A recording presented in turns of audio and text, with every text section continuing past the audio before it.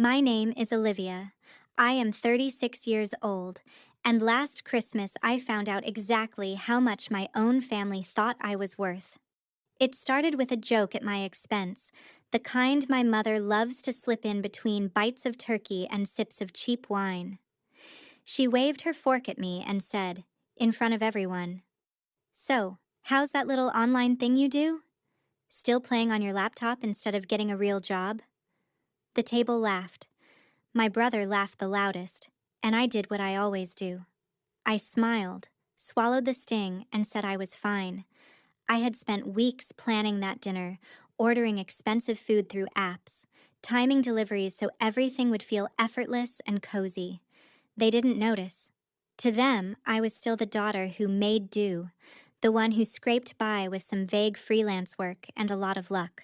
When the conversation drifted back to my brother's potential and his grand plans that never seemed to materialize, I slipped away to the living room to check something on my laptop. One tab showed a live dashboard, numbers updating in real time, the result of years of building something they had never bothered to ask about. I thought I closed it before I went to refill my mom's glass. I didn't. A few minutes later, my brother wandered in, looking for a place to sit, and saw the screen I'd left open. $14 million. That's what stared back at him. The next sound I heard was his voice, cracking as he shouted for everyone to come look. In seconds, they went from mocking my pathetic job to demanding I hand over what they suddenly decided they were owed.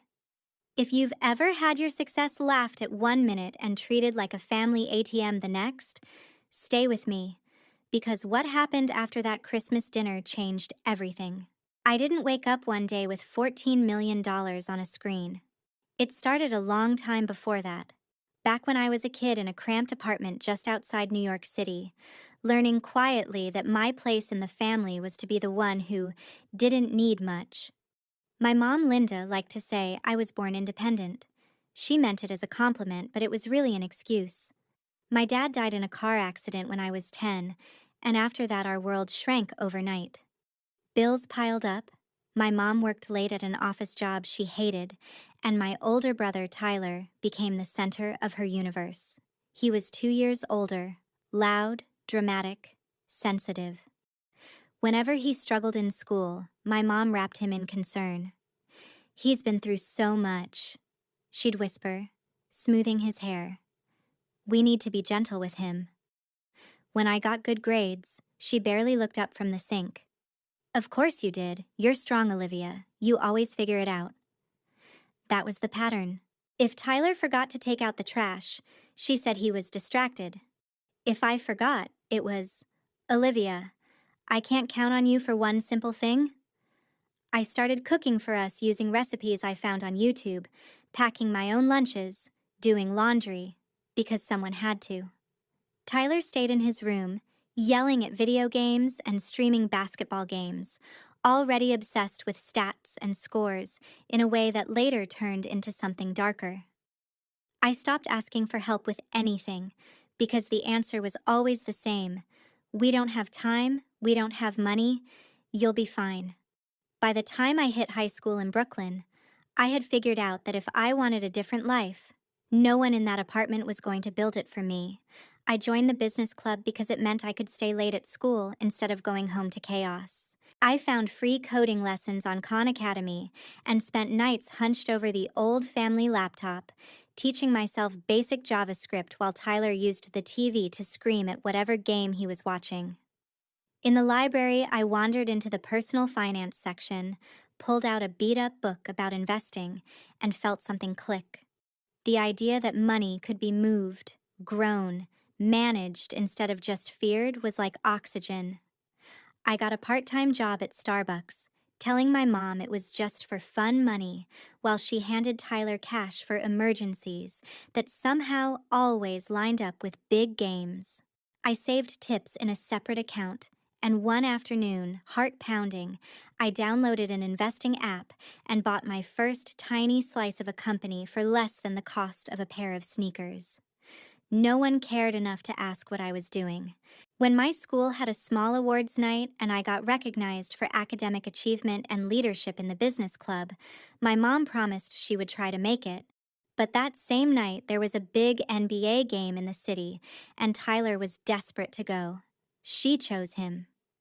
I remember standing on that stage, accepting a certificate while other parents cheered and took photos, and staring at the empty seat where she was supposed to be. That was the night I stopped hoping they'd notice my effort and started quietly planning a life where they wouldn't have to notice at all, because I wouldn't need anything from them. Getting into college wasn't some movie moment for me. It was a spreadsheet, a calendar, and 100 tiny decisions no one else saw. I filled out my own FAFSA forms at the kitchen table, while my mom argued with the internet company on the phone, and Tyler shouted at a bad call on TV. I wrote my application essays on that same old laptop, then rewrote them until my eyes blurred, because I knew this was my ticket out. When I opened the email from NYU and saw the word congratulations, it felt unreal. A partial scholarship, grants, and enough aid that, if I worked part-time, I could actually go. My mom said she was proud, but it came out distracted, like an automatic response. "That's great, honey. Just don't move too far. We still need you around." Tyler rolled his eyes and muttered something about nerd school. I moved into a cramped dorm in Manhattan with a girl from Ohio who thought the subway was exotic and terrifying. I thought it was freedom. My major was finance, but my real education happened after class. I signed up for every free workshop, every networking event that offered cheap pizza, any club that sounded even vaguely connected to money or tech. I kept coding too, posting a gig on a freelancing site, and slowly picking up small jobs building basic dashboards or fixing bugs. It wasn't glamorous, but it paid enough for groceries and textbooks, and it made me realize people would hand over real money if you knew how to make their numbers make sense. Back home, nothing changed. My mom complained about bills. Tyler bounced in and out of a local community college program, then dropped out completely. He'd started betting on sports through his phone.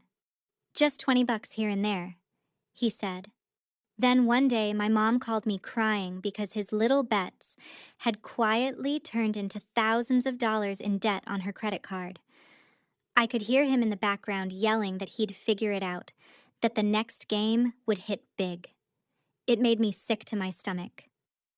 I picked up extra freelance work, staying up until 3 in the morning to finish code after studying, so I could send my mom a few $100s here and there. I told her it was just leftover scholarship money because I didn't want to admit I was working myself into the ground to keep her above water while she bailed Tyler out with a bucket full of holes. When I graduated from NYU, I did it with honors and a job offer from a small but fast-growing fintech company downtown. No one came to my ceremony. My mom said she couldn't get the time off, and Tyler didn't see the point. I watched other students pose with parents holding flowers and balloons and took my own photo with my phone, cap in hand, robe slightly wrinkled. My first job title was something bland like junior analyst, but the work was electric to me.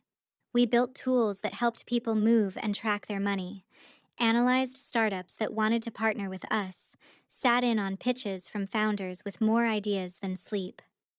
I soaked up everything. I learned how to read a balance sheet like a language, how cap tables and equity really worked, how insane it was that people poured millions into tiny teams with nothing but a prototype and a deck.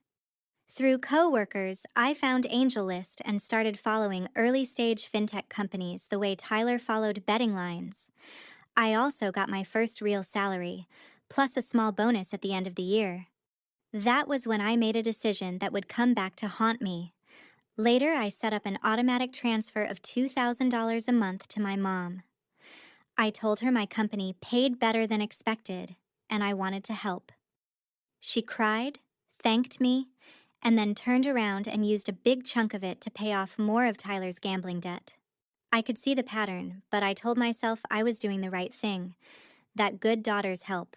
At work, my manager pulled me into meetings I had no business being in on paper, letting me sit quietly while investors talked about valuations and exits. At home, I watered plants on my tiny fire escape and pretended the second life I was building on my laptop was